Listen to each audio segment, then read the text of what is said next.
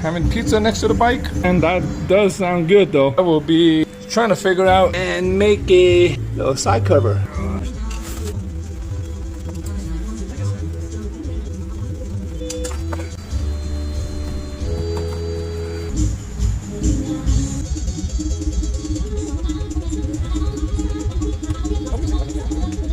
It's quite tricky, but this is my template.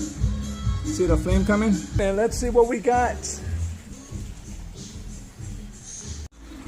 All right, got that piece cut out, and now we're going to see how much we need to weld in, because definitely the flame, the template is way bigger. All right, I welded the two pieces together. After all that cutting and grinding, we are with the finished product. Now let's get some paint on this thing.